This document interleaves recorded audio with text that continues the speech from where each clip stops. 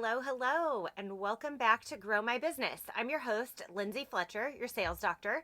And if you haven't already, would you hit that follow button on your podcast app? It is such a blessing to see this show grow, and I am thankful that you are here with me for another episode.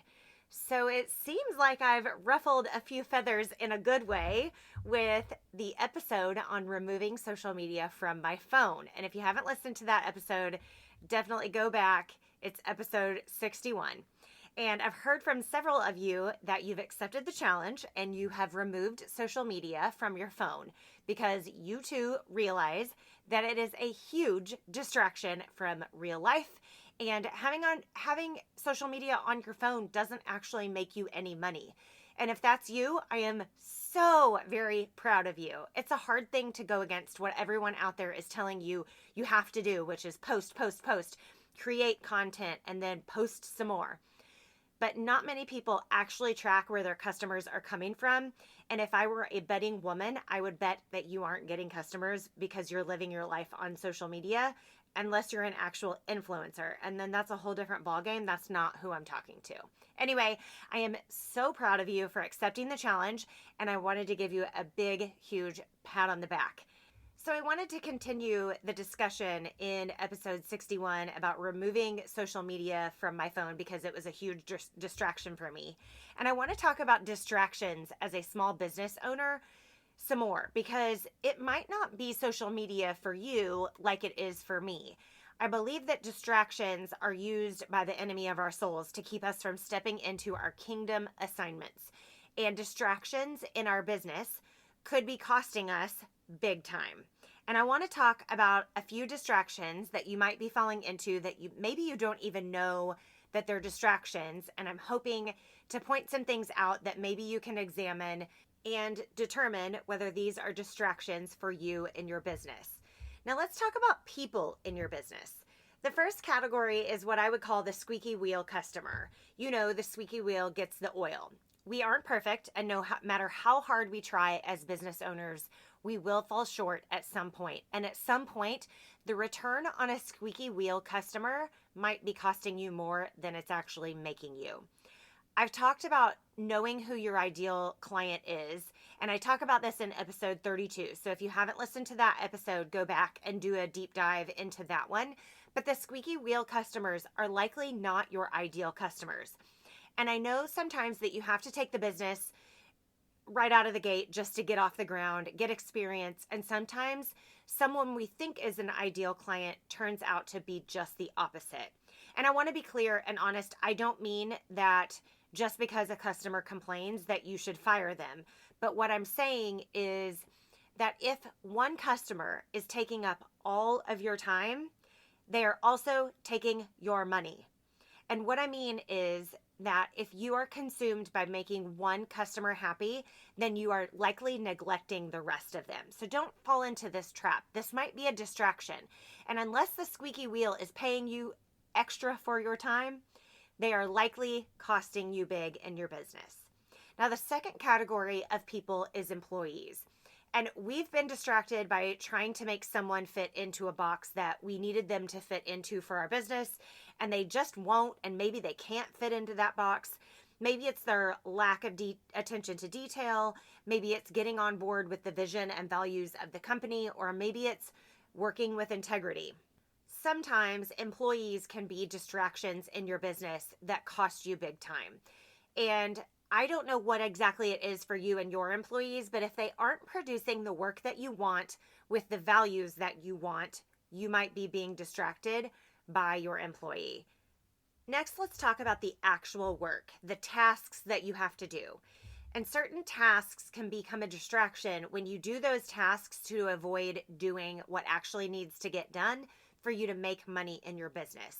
Things like posting on social media.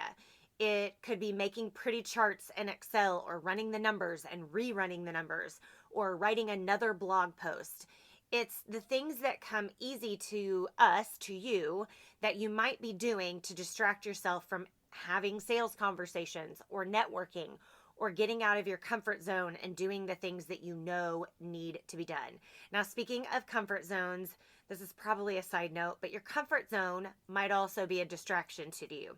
I've learned over the past few years that if I'm in my comfort zone, I'm not growing. And that when God asks me to step out of my comfort zone, it's because he wants me to lean more on him than I lean on myself and my own skills. And we get so comfortable and complacent in our comfort zones, and that comfort can actually become a distraction.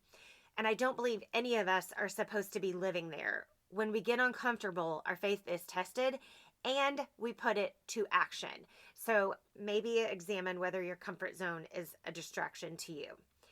Okay, that may have been a side note. I'm not sure who that was for, but your work hours could also be your distraction. If you are working 24/7, you are allowing yourself to be distracted.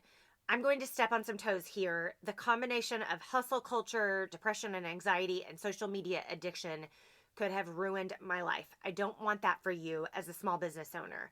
If you are working 24/7 on your business, you won't be able to see the forest from the trees.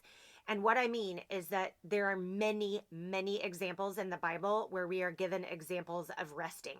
God, the creator of the universe, did not need rest. He literally spoke the world into existence. And I believe that there was no hustle involved in that. He didn't need to rest, but he did so as an example to us. And Jesus often went out on his own to rest and pray. And now, I'm not saying that sleep rest for the purposes of this episode is what I'm referring to. If you aren't sleeping, that's a whole nother issue, and let's talk about that because sleep is a thing. We need sleep to rejuvenate and renew our minds. The kind of rest I mean here is taking time off and letting your brain think about other things. When we rest in this type of way, when we take time away and we're able to focus on other things, we're able to problem solve easier and faster when we return to work. And we're able to see a path forward faster as well. We're also able to focus better. Rest isn't for the weak. It's actually for our good. Another type of distraction in small business are the thousands of ideas that we all have.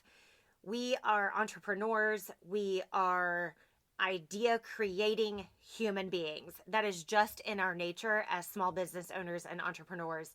And we have to make sure that we keep our eyes on the prize, so to speak. We have to keep our eyes on the vision of what we want our business to produce, the impact we want it to make, and the lives that we want to change through our business. Because otherwise, we will get really distracted with all the thousands of ideas. I mean, I have thousands of ideas in a week, I would bet. Yeah, probably thousands. I don't know, at least hundreds, right? Like we all have lots and lots of ideas, and I could do this and I could do that. And oh, what if we tweaked it this way? And what if I did it differently next time? I think that ideas are great, but do the ideas you are having fall in line with the vision that God gave you for your business? That is the question. And that's the question to keep asking yourself as the ideas come forward. Listen, there are lots and lots of things in your business that can be distracting. It could be the sales and marketing activities, if that's what you love and you know and you're good at. It could be just doing those over and over and over and not actually booking clients. So take some time this week and evaluate your business. Evaluate it from a distraction lens. What could be distracting you in your business and getting you off course from the vision that God has given you for your business, who it's supposed to impact, how it's supposed to impact them, and how it can impact you and your family as well. It's not just for the people that you serve, it's for you and your family as well. Ask yourself, what could be a distraction in your business? What activities are you doing that could be distracting you from doing other things that could be bringing in revenue? What people are involved that might be a distraction from getting your business to the vision, to the end destination, that end vision, and impacting lives and your community? Like I talked about in episode 61, social media, being on my phone was a huge distraction, not only in my business, but in my life. And so I just encourage you to examine this over the next week. And I would love to hear about your distractions. I'm not kidding. It is really therapeutic, and it is really freeing when you have a conversation with someone else about the things that you're doing that might be distracting you from reaching that vision, from hitting your goals, and from living the life that you really want to live and making the impact that you really want to make. So take some time this week. Please do that. I am praying for you, and I'm praying for your business as always. And this week, I am praying that God reveals the distractions in your business and in your life, and that He shows you how to remove those so that you are in step with His plans. Have a great week, and I'll talk to you next time. Hit that follow button if you haven't already. Thanks so much. Bye.